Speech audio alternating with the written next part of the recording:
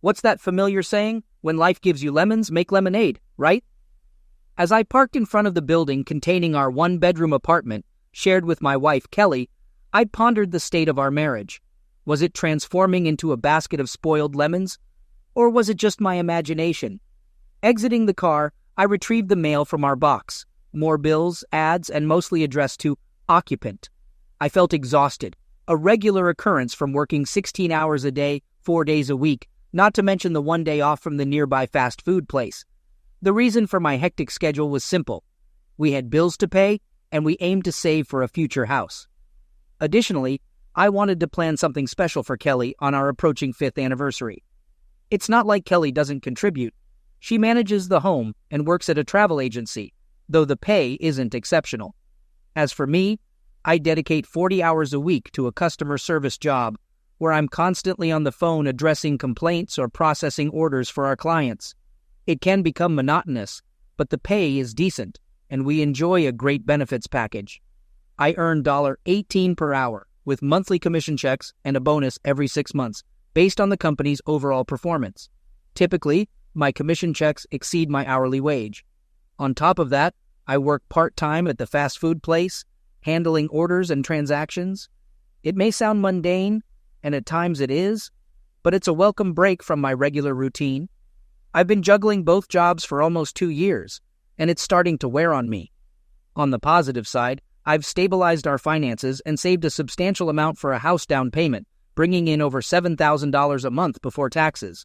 My plan is to eventually quit the second job once our financial situation allows. After our upcoming anniversary cruise, I intend to reassess our finances. Due to my schedule, Kelly has been handling the bills for the past year, and so far, she seems to have things under control. Through her job, Kelly secured tickets for a 5-day Caribbean cruise for us at a significant discount. Consequently, I indulged and upgraded to a suite with a balcony and a pleasant ocean view. I eagerly anticipated spending quality time alone with her on the open water. Both of us arranged to take vacation simultaneously, set to depart after work tomorrow, which happened to be Friday. I trudged up the stairs to our apartment and opened the door. The place was dark, and I couldn't hear anything except the clock on the wall. Strange, I thought. Kelly didn't mention not being home. Placing the mail on the table, I flipped the light switch. The place was clean and tidy as usual, but something felt amiss. "Kelly, I'm home," I called out, receiving no response. Entering the kitchen, I noticed nothing prepared. Typically, she leaves a covered plate in the refrigerator on days I return home late, but there was nothing. In the bedroom, the bed was made up, but Kelly was nowhere to be found. I pulled out my phone and attempted to call, but it went straight to voicemail. "Kelly, this is Sam," I said. "By the way, Sam Carmichael. Where are you? I'm at the apartment. Please call me." I hung up and sent a text, receiving no response. In the closet, I noticed several items missing from her side. Where could she have gone? I wondered. Did she leave me?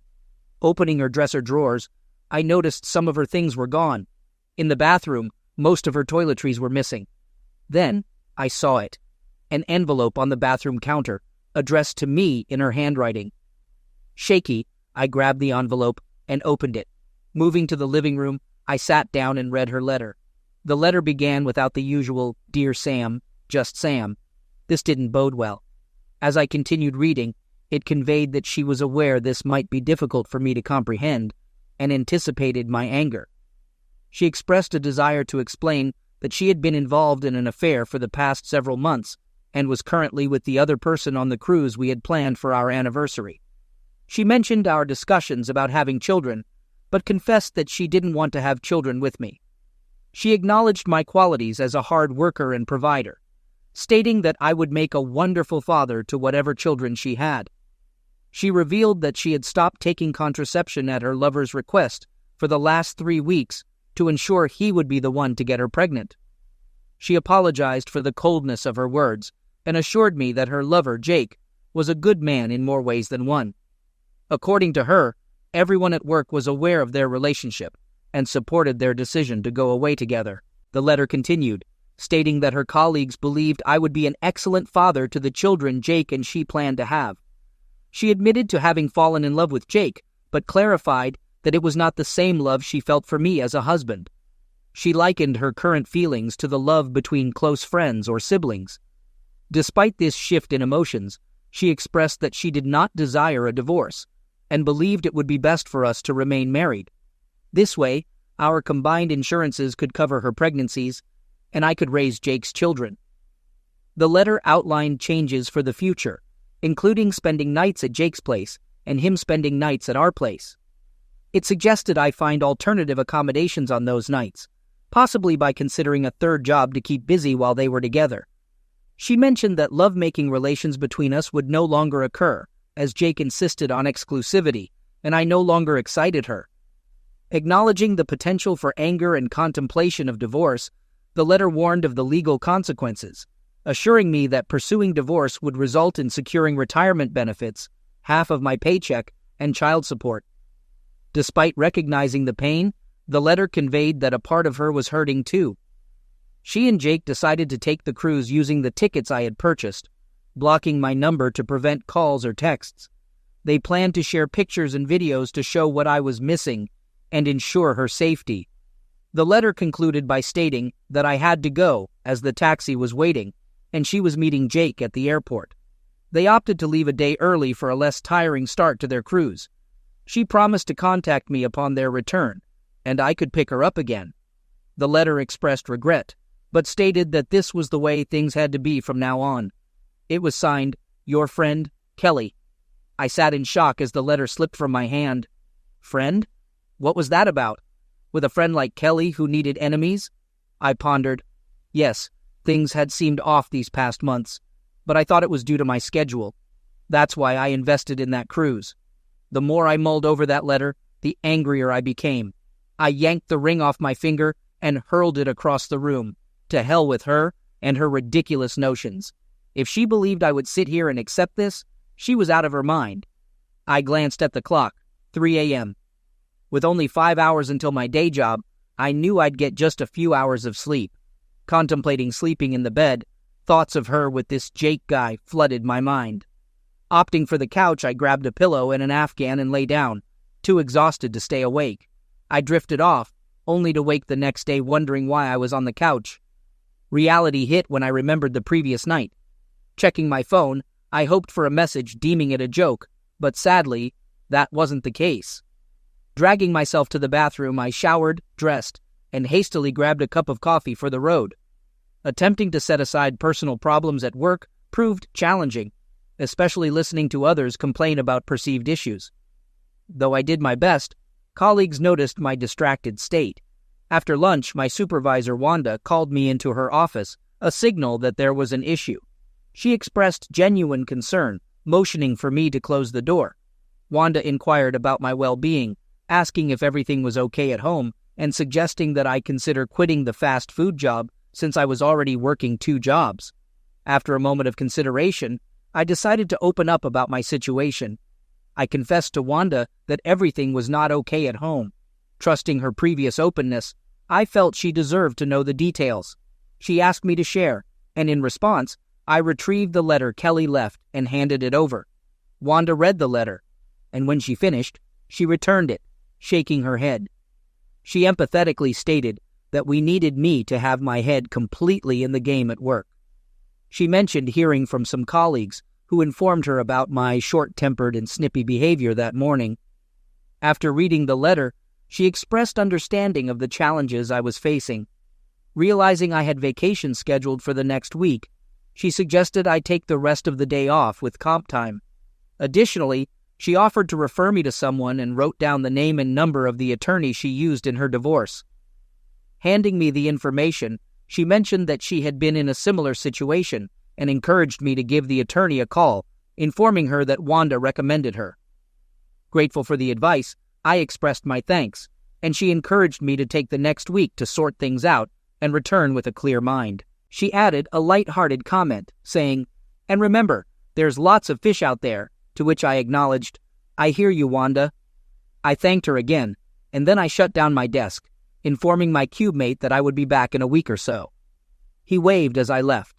Upon reaching my car, I retrieved the note Wanda provided and dialed the number. The receptionist at the law offices of Hawkins and Bledsoe answered, inquiring about the purpose of my call. I requested to speak with Linda Hawkins, mentioning that Wanda Green had recommended her to me. The receptionist placed me on hold and returned after a couple of minutes, informing me that Miss Hawkins was scheduled to be in court that afternoon, but had an open slot at 4 p.m. She asked if that would work for me, and I confirmed that it would be perfect. I inquired about the office location, and after jotting down the address, I thanked the receptionist and ended the call. Checking the time, I realized I had enough time to visit the travel agency where Kelly worked. I hoped to intervene and, if possible, seek a refund for our plans. Upon reaching the agency, parking the car and entering, the 4 other women in the main office glanced up, their expressions hinting at their awareness of the situation. I approached the front desk where Julie, the receptionist, sat. She greeted me, and I stated my intention to see Kelly. Glancing around, Julie informed me that Kelly wasn't present that day. She handed me a large envelope, explaining that Kelly had informed them that I knew and asked her to give me the envelope if I came in. The other women wore smirks, leaving me uncertain about how much they knew. Upon opening the envelope, I was hit by the mixture of Kelly's scent, urine, and an unfamiliar odor. Inside, I found a pair of her soaking wet underwear folded up. Repulsed, I used a pencil to inspect further and discovered her rings covered in a white, gooey substance, unmistakably Jake's seed fluid. At the bottom of the envelope, there was also a USB drive. Disgusted, I confronted Julie, who smirked. As I looked around, I noticed the other women doing the same. I asked if they found it funny, and Julie, embarrassed, looked away. She explained that the thumb drive contained pictures and videos from a bon voyage party they had organized for Kelly and Jake the previous afternoon, with Kelly suggesting that I would enjoy them. An older woman emerged from the back and leaned against the front office wall, observing me. She informed me that Kelly and Jake had already left and that everyone at the agency was aware of their relationship. When I asked if they approved of it, she shrugged and asked what I wanted. I stated my desire for a refund, explaining that I had paid for the cruise and wanted my money back since I didn't have the tickets. She replied that the tickets were non-refundable and mentioned that it was nice of me to let Kelly put one in Jake's name. I disputed that claim, asserting that what Kelly did was fraudulent and insisted on getting my money back. However, she refused, saying it wouldn't happen. In frustration, I declared that I would take legal action, suing one could respond. With a couple of hours before my appointment at Linda's office, I parked in a shady spot at a park and took a nap in my car after setting my phone's clock. Reflecting on the lack of justice in the world, I asked myself, is there no justice in the world? The nap provided some relief, but my neck felt stiff and sore when I sat up in the driver's seat. After sipping lukewarm coffee, I started the car. Upon reaching the building housing Linda's office, I checked my appearance in the mirror. I looked worn out. Attempting to tidy my hair, I grabbed Kelly's letter and the envelope from Julie before heading inside. In the office, a pleasant blonde receptionist took my name and directed me to a seat. She offered a cup of fresh coffee, which I gratefully accepted. A few minutes later, she led me to Linda's office and closed the door behind me. Linda Hawkins, older than me but still quite attractive, stood up and extended her hand, which I accepted. She greeted me, expressing pleasure in meeting me, and suggested I have a seat. I thanked her and took a seat, responding that she could call me Sam. She acknowledged with a slight smile and encouraged me to address her as Linda, asking about the purpose of my visit. I informed her that I wanted to explore the possibility of getting a divorce. Linda questioned my reason, and I explained that my wife was cheating on me. To emphasize the gravity of the situation, I handed her the letter Kelly had left for me. Linda read the letter, frowning as she did so, and then handed it back to me. Inquiring about the envelope, I passed it to her, cautioning her about its contents. She opened it, reacting with a contorted face due to the unpleasant odor. After closing it back up, she handed it to me and expressed understanding, stating that she didn't blame me for wanting a divorce. She asked about my goals in the divorce, to which I asserted that I wanted essentially everything. I revealed a desire for her to face consequences for her actions, noting not only the infidelity, but also the agency's involvement in defrauding me of more than $2,000. She acknowledged my lack of knowledge about divorce laws and mentioned that the family court system in the state prioritizes economics over justice. Linda, expressing gratitude for the recommendation, explained that having no children was advantageous in divorce proceedings, as divorce is often hardest on children. When I mentioned that we were renting a one-bedroom apartment and working extra to save for a down payment on a house, Linda noted that it was one less thing to deal with. She inquired about my wife's employment at AA Travel Agency, asking about her income. I disclosed that she earned about the same as my base pay, approximately $800 an hour. Linda explained that the court might order me to provide support for a couple of years unless she remarried, and we would likely have to split all assets, including any retirement plans. Regarding her infidelity, Linda clarified that it couldn't be mentioned in the papers due to the state being a no-fault state. However, it might be used in negotiations. When asked about counseling, I expressed that I had not considered it, as there was no way to move past the situation. Linda mentioned that the court might still order counseling, and I inquired about the threat of my wife bringing her lover into the apartment. Linda inquired about my wife's ability to bring people into the apartment, asking if her name was on the lease, and I confirmed that it was. She explained that unless there were threats of damage, there was nothing I could do to prevent her from inviting people into the apartment, as she lived there as well. I expressed frustration at the situation, and Linda acknowledged that divorce is challenging, describing it as something one gets. I chuckled at her comment. Linda suggested that my wife might have a change of heart upon her return and reconsider the marriage. She proposed the idea of a legal separation to allow for a cooling down period, and if I still wanted a divorce after that, we could proceed. Linda also advised me to consider quitting the second job, as earning more money could lead to increased financial demands. She noted that I seemed to have been overextending myself for a while. Expressing my frustration, I asked about getting a refund for the cruise. Linda assured me that we could explore options to address that issue. We discussed the particulars, and Linda made notes as we talked. When we finished, she handed me a checklist of things to do, most of it dealing with the bank. I shook her hand and left, stopping at the front desk to leave a retainer on my way out. I still felt like crap about the whole situation, but at least I was doing something about it.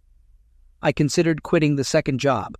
It was wearing me out anyway, so I decided to go in and talk to the manager tomorrow and give my notice. On the way home, I stopped at the bank and made the changes Linda suggested. I paid off the joint credit card Kelly had and canceled it. Then I emptied out half of all our joint accounts and put it into the separate account I had already set up for the bonuses and commissions. Kelly didn't have access to that account anyway, so I figured it would be safe. I had planned to use that money for a house, but those plans were out the window. I got home, grabbed the mail out of the mailbox, then ate some leftover meatloaf Kelly had made a few days earlier. She had a habit of cooking large dishes, then freezing what we didn't eat for later.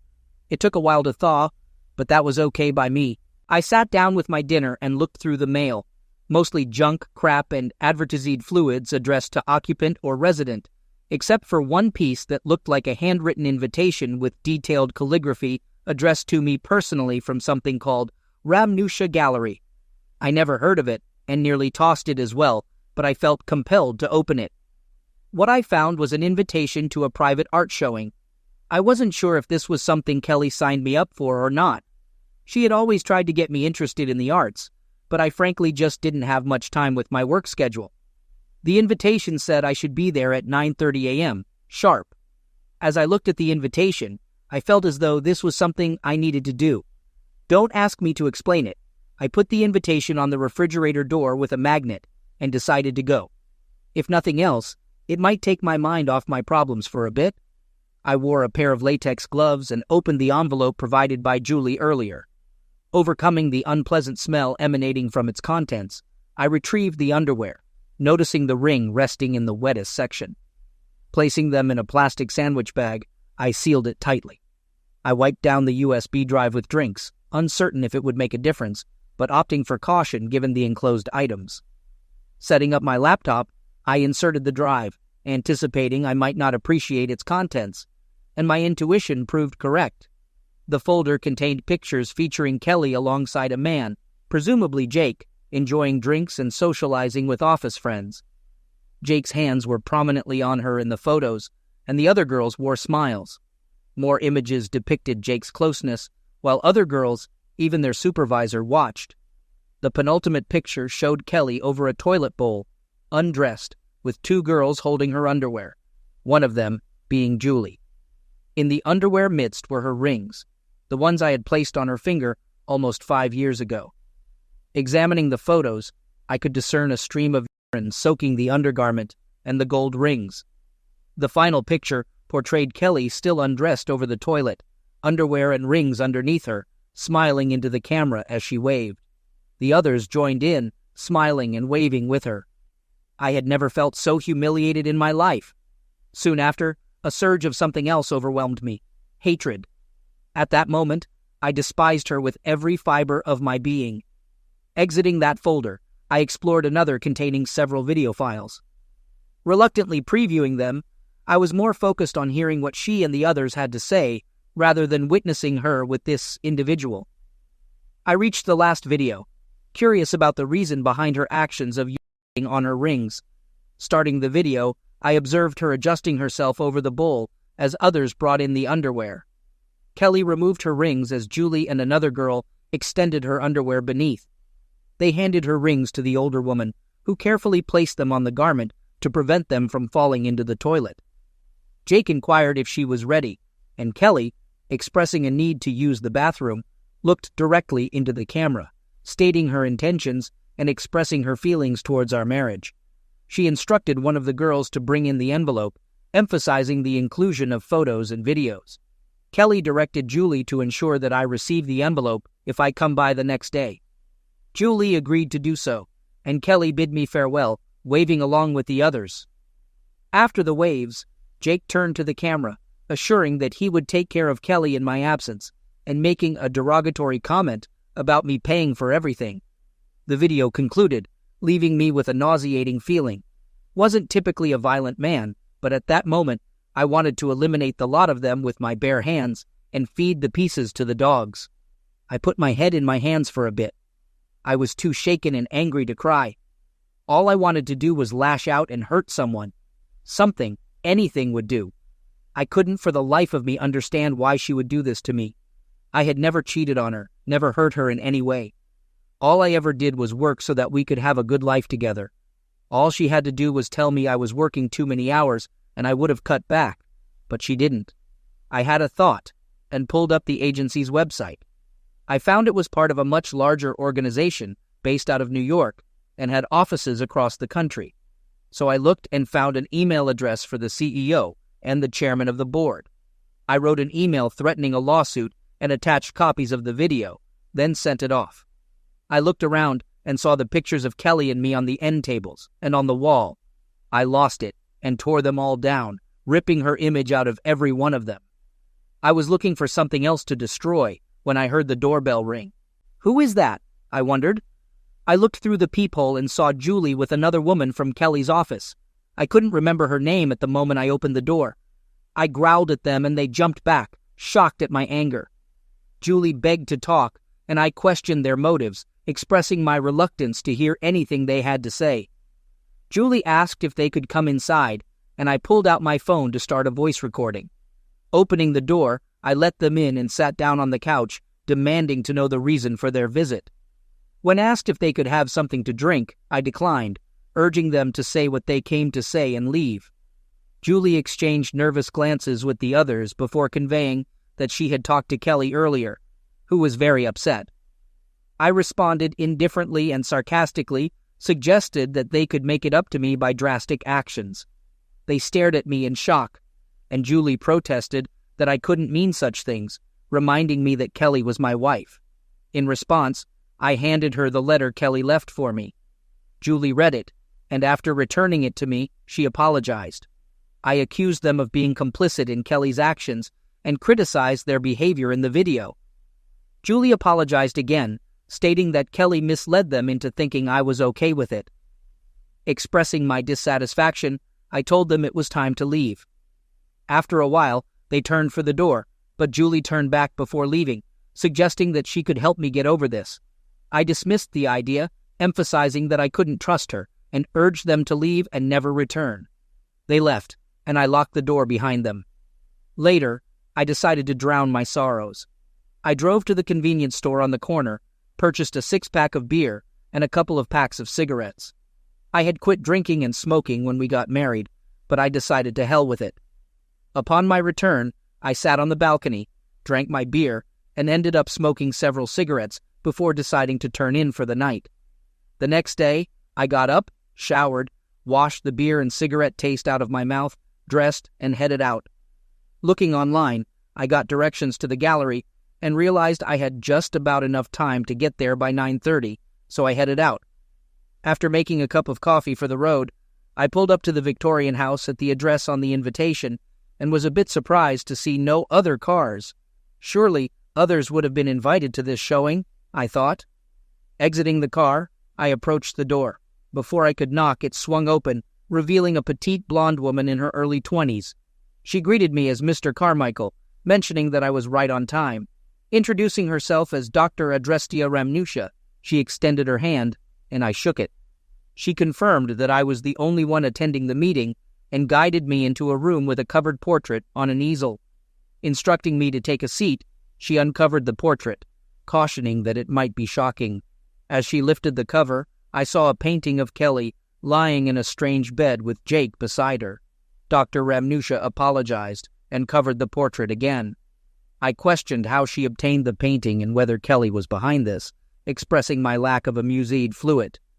She clarified that Kelly had not put her up to it and suggested we go to her office for an explanation. I followed her upstairs into an office filled with old books and scrolls. She pointed to a chair in front of her cluttered desk, instructing me to sit while she made tea. Confused about how tea could make the situation better, I sat down, still in shock. Dr. Ramnusha handed me a cup of tea, ensuring that I drank it. Strangely, I began to feel a bit better after a few sips. She smiled and sat down at her desk, and I demanded an explanation for what was happening. She nodded and explained that she helps people like me get justice. She had been watching my wife for some time and became actively involved after Kelly wrote the letter to me. She asked if I had any idea about what was going on, and I admitted that I didn't. I interrogated how she found out about the letter, questioning if she was trailing or spying on us and if she was a private investigator. She replied that she wasn't precisely a private investigator, but explained that overseeing all marriages was her expertise for many years. She asked me to watch a video on the monitor, which appeared to be taken in my apartment. The video showed Kelly writing the letter at the kitchen table, and below it, words scrolled through, reflecting Kelly's thoughts as she wrote. The words revealed her intention to prevent me from filing for divorce and her plan to counter by citing cruelty or misuse, as advised by Jake. I asked about the words below the video, and Adrestia explained that they were Kelly's thoughts as she wrote the letter.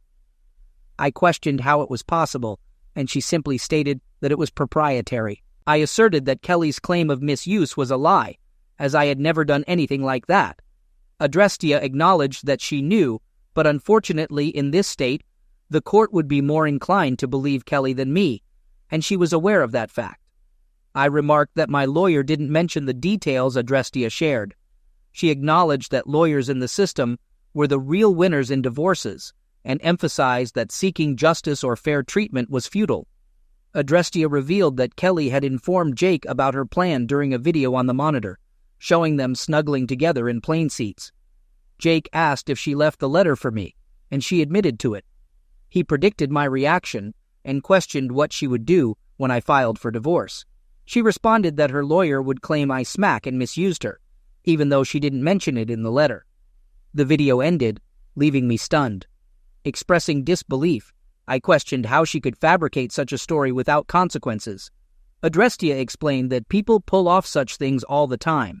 I then expressed confusion about Kelly's motives, highlighting my faithfulness, consistent provision, and hard work for our future. Adrestia suggested that perhaps I'd been too focused on finances and not spending enough time with her, though she clarified that it didn't justify Kelly's actions. I mentioned that Kelly could have communicated with me, and I would have given up the second job if I knew this would happen. Adrestia responded that it was no assurance this wouldn't have occurred anyway. I inquired about her suggestions for my course of action.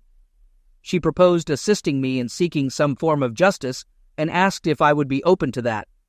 I affirmed my willingness, seeking more details on how it could be done. Adrestia reminded me of my notion from the previous night, wearing a mischievous grin. Perplexed, I asked what she was referring to. She maintained the mischievous smile, rose from behind her desk, and approached me. Taking my hand, she signaled for me to stand and mentioned that their ship had already sailed early that morning. I acknowledged that I knew, having paid for the cruise. Adrestia agreed, suggesting that we should pay them a visit. Astonished, I wondered how we could accomplish that. She smiled as she held my hand. Suddenly, we found ourselves standing on the deck of a massive cruise ship. I glanced around and saw a few people on the deck, but I did spot Kelly and the idiot standing by the railing. She wore a tiny two-piece bikini that left little to the imagination. They were locked in an embrace, and Kelly was caressing the front of his suit. I cleared my throat to get their attention. Kelly expressed surprise and questioned how I got there and who was with me. I responded, stating that I represented justice and was there to ensure she paid for what she had done to her husband. Kelly and Jake chuckled at my statement. In a threatening tone, Jake demanded to know what I intended to do.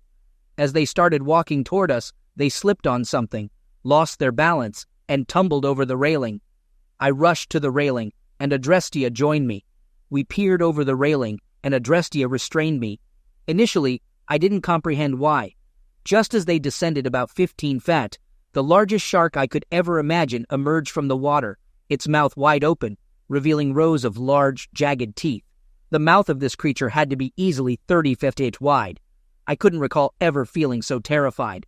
As I looked, Kelly screamed loudly, her eyes wide with fear. Suddenly, both she and Jake were in the shark's mouth. The monster closed its mouth, sending geysers of blood back up to the deck. Then it silently slipped back under the water. I heard cries from the deck and observed other passengers vomiting on the deck. Some had phones out, likely recording videos. Adrestia pulled me back, and I heard klaxons blaring. Crew members hurried to the railing to assess if there was anything salvageable, but it was too late. Adrestia grabbed my hand, and suddenly we were back in her office. I felt nauseated, but she swiftly held my head in her hands, and the nausea subsided almost immediately. I expressed shock and inquired if the events genuinely happened. Adrestia seated me back in the chair and poured another cup of tea. She confirmed that it did happen, handing me the tea and suggesting that it would help. I took a sip of the tea and immediately felt much improved. I was still grappling with what I had just witnessed, but the sense of shock had dissipated. Simultaneously, I noticed something else. I felt no remorse whatsoever, no sadness, nothing. I felt nothing for what transpired with Kelly and Jake. I looked at Adrestia, seeking answers. Adrestia informed me that the tea provided would help me cope with the situation, and indeed, I felt much better after finishing it. Despite the fact that I was once deeply in love with Kelly, there was an absence of sadness over her demise, leading me to question my emotions. Addressing my concern, Adrestia reassured me not to worry about any lack of emotion, attributing it to a side effect of the tea that numbs negative emotions. Curious about Kelly's whereabouts, I inquired, acknowledging that I understood she was deceased. Adrestia acknowledged my religious upbringing, noting that I likely wondered about the afterlife. She invited me to follow her back to the showroom where she had unveiled the portrait. There, she uncovered the painting, revealing a drastic change. The portrait now depicted her face frozen in fear, her eyes wide, her mouth open in an eternal scream. Behind her face was the shark's maw, row after row of sharp teeth, awaiting her. Adrestia gestured towards the painting, stating that it represented where Kelly was now, forever captured in her final moments. She explained that Kelly would spend eternity in that portrayal, regretting her decision to wrong me, a sort of self-made hell. As she hung the portrait on a vacant spot of the wall among rows of similar paintings, Adrestia revealed that all the individuals depicted were cheaters, each one regretting their decisions for eternity. I expressed my realization, and she confirmed, emphasizing that this was her concept of justice. She had been carrying out this work for a significant period, and the walls were not even halfway filled. Curious about the duration of her endeavor, I inquired, and Adrestia responded that she had been engaged in this work for a longer time than I could imagine, expressing a sense of sadness. She took my head in her hands and looked at me intently. For a moment, I thought I saw a tear in her eye. Adrestia mentioned that the upcoming days would be challenging, but assured me that she would always be with me, residing in my heart regardless of age. She encouraged me to go on and live a long life, suggesting the possibility of finding a new love, as she believed someone was waiting for me. After a kiss on the cheek, I felt content, and even now, I can't fully explain the feeling. She accompanied me to the door and closed it behind me. After I left, shaken, I drove to my second job and turned in my notice. The manager wasn't too upset, but he understood and wished me well. We left on a good note, and he said he would have my final check mailed to me. I drove back home, grabbed a beer, and sat in front of the television. For a while, I thought it strange that I still didn't feel any remorse over Kelly's demise. I turned on the television and found that the video of the shark incident had already made the news. It turned out that several people had taken video of what happened. As I flipped through the channels, I saw that several news programs were already talking about the feasibility that such a large beast could exist. All of the reports said they were still waiting for the identity of the sufferers to be released. Going online, I found that video of the shark had also gone viral on social media. It was everywhere: YouTube, Facebook, Twitter, you name it. I couldn't watch the video, so I turned my computer off. I grabbed a pile of trash bags and went through the apartment, collecting all of Kelly's things. Before long, I had everything packed up and stuffed in her car. I called her mother and told her that she needed to come get it. "Why, Sam?" she asked. I told her about Kelly's cheating, but didn't tell her about Kelly getting eaten by a giant shark. She was understandably upset and said her and Kelly's father would be by to pick it all up later that day. They came by that afternoon and left. After making a tearful plea to patch things up with her, I made it clear that no reconciliation was possible. I still didn't tell them about her getting eaten. I figured they would learn about that soon enough. After they left, I dressed and went to a bar and grill where I consumed a juicy burger and several beers. I got through the rest of the weekend somehow and woke up late Monday since I was technically on vacation. I sat in front of the television with a bowl of cereal as a news report came on saying the offices of AA Travel Agency had been destroyed by fire. According to the report, everyone got out okay, but just barely an hour or so later, I got a call from Julie, who was more than a bit shaken up. She informed me about the office burning down, recounting the strange incident where Kelly's desk spontaneously caught fire. They narrowly escaped the flames. She mentioned receiving a peculiar text from Kelly just before the fire, containing references to sharks and the hounds of hell. Julie expressed confusion about the message, to which I replied that I had no idea. The conversation ended, and I sat back smiling to myself. I took a drive to see Adrestia and ask her about the fire, but the Victorian mansion that housed her gallery was gone. I sat there and looked at the empty lot, wondering what happened. After a while, I shook my head and drove home. Update. After a couple of weeks, I received word from the cruise line about Kelly's demise.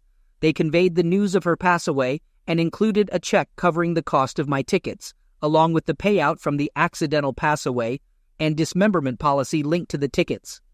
I reached out to Linda, informing her that our separation was no longer necessary. While she offered condolences, they held no significance for me. A few weeks later, the travel agency's headquarters contacted me. They proposed a substantial sum of money in exchange for my silence and a commitment not to pursue legal action. Additionally, they revealed that the entire office where Kelly worked had been terminated, with considerations for a new team in their revamped office. After contemplating their offer, I decided to accept it. Kelly's parents organized a memorial service for their daughter, but I opted not to attend or send flowers. Although they were displeased, they acknowledged my feelings. Life continued, and it took quite some time before I resumed dating. With the elimination of my second job, I began frequenting the gym to regain fitness. The effort paid off, attracting attention from several women at my workplace. While I went on a few dates, I refrained from committing to a relationship. It took a couple of years before I felt ready to trust another woman at that level. Eventually, I found someone, Marcy, a coworker who went through a divorce after discovering her husband in their marital bed. We've been dating for a while now, and I'm seriously contemplating proposing to her. All in all, life is looking up. Dora Adrestia moved on to the next case that came her way. One day, however, she sat down at her desk and took a long look at everything, the pain, the anguish, and the pleas for help. Overwhelmed, she put her head in her hands and did something she hadn't done for 2 millennia. She wept.